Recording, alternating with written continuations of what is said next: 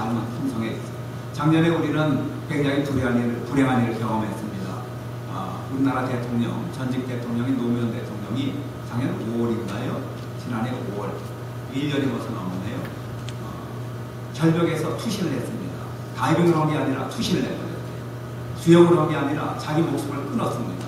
참으로 우리 국민이 볼 때 안타까운 일이었고 세계도 놀랄 일이었어요. 어떻게 일국의 대통령을 한 분이 뭐가 부족해서 자기 목숨을 끊느냐. 그 사람은 연봉이 보장되어 있습니다. 대통령을 한 사람은 평생 동안 다 쓰지 못할 만큼 정말 풍성한 연봉이 나와서 먹을 걱정 없어요. 수십억 원짜리 집도 봉화마을에 좋은 집을 졌습니다. 그리고 그를 추종하는 사람들이 얼마나 많습니까? 노무현 대통령이 목숨을 잃었을 때 온 나라가 얼마나 그냥 떠들썩하고 그냥 말도 할 수 없을 정도로 그 추모 행렬이 길었잖아요. 그 자리에 가지 않는 사람은 간첩일 정도로 수많은 사람들이 정계, 재계, 무슨 총 각계를 막론하고 그냥 봉화마을로 다 달려갔어요. 저희는 미국에 살기 때문에 못 갔지만 한국에 살았더니만 안 가면 아마 이상문 처리로 바라보았을 거예요. 어쨌든 그분은 추종하는 사람도 많고 그 다음에 자기의 장래도 다 보장이 되었고 명예도 정말 충분히 쌓은 사람이고 그분이 좀 어떤 문제 때문에 재판에 이렇게 연루된 그런 어려움이 있긴 했지만 그분이 좀 달변입니까? 얼마나 말을 잘하는 분입니까? 그분은 말 때문에 대통령이 된 사람이에요. 변호사 출신입니다. 그렇다면 문제가 생겨도 얼마든지 자기를 따르는 사람들을 대우로 하고 자기의 달변을 사용해서 그 재판을 무승부로 끌고 나갈 만한 능력을 가진 사람이었어요. 근데 그는 자기의 목숨을 스스로 끊었습니다. 무엇이 부족했길래? 그런가 하면은요, 또 여러분이 잘 아는 날 때부터 중증 뇌성마비로 잘 앉지도 못하고 서지도 못하고 서는 걸 그냥 앉지도 못하고 방바닥을 기어다니면서 겨우 정말 죽지 못해 살던 그런 정말 한 여인이 있는데요. 이 여인은 재물도 없고 건강도 없고 지식도 없고 배우지도 못했으니까 학교도 못 갔으니까 아무것도 없어요. 정말 가진 것이라면 아무것도 없습니다. 그 신랄 같은 목숨 하나만 가지고 그 지렁이 같은 보잘것없는 목숨 하나만 가지고도 그 여인이 무슨 칭찬을 듣냐면 천상의 시인이라는 그런 위대한 보통 사람이 받을 수 없는 그런 10명까지 얻은 시인이 되었습니다. 송명이라고 하는 시인 여러분 잘 아시지 않습니까? 송명이가요, 그 시를 지을 때 그런 시를 하나님이 적으라고 해서 적어 내려갈 시가 있는데 나 가진 재물 없고 나 가진 건강 없고 나 가진 지식 없지만은 나는 공평하신 하나님을 찬양합니다.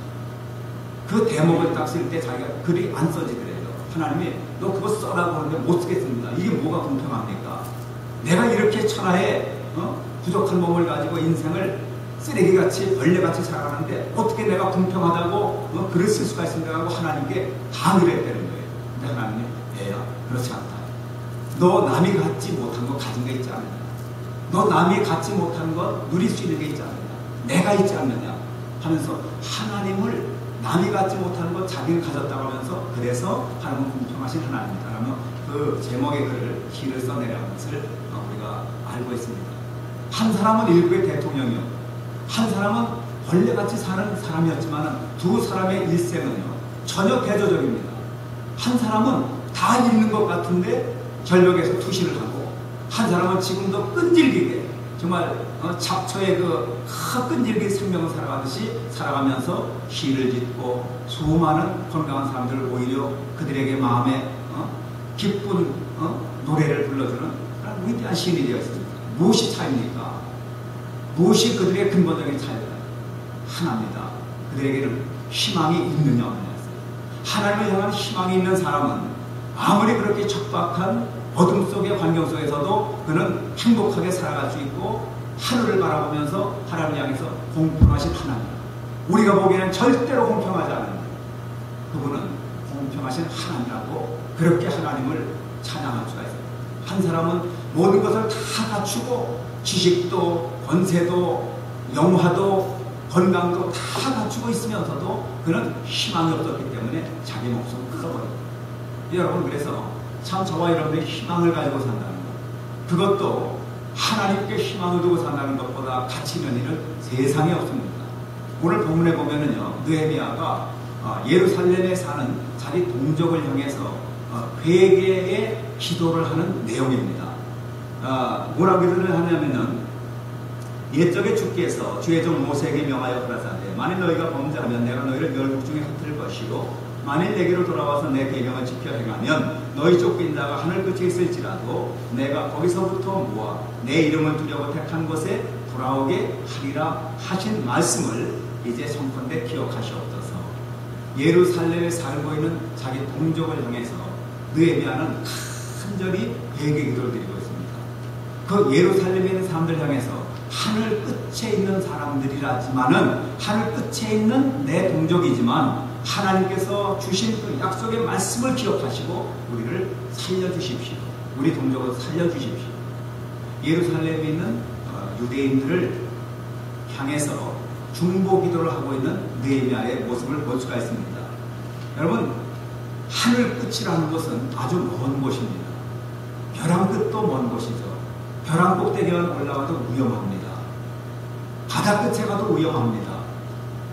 그런데 하늘 끝은 얼마나 더 먼 곳입니까? 하늘 끝에 있을지라도 그곳에 있는 당신의 백성을 불러서 돌아오게 하시는 그 하나님의 약속의 말씀을 제가 기억하고 있으니까, 하나님, 우리 동족을 잊지 마십시오.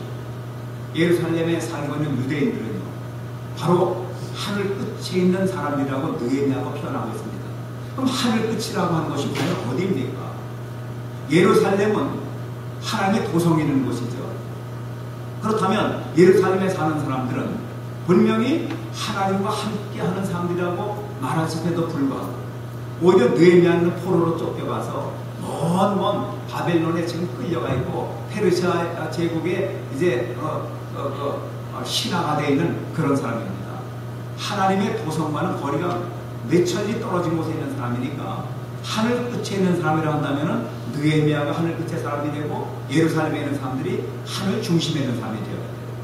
그런데 느헤미야는 기도하기를 예루살렘에 있는 자기 백성들을 위해, 자기 동족들을 향해서 하늘 끝에 있는 사람들을 불쌍히 여기십시오.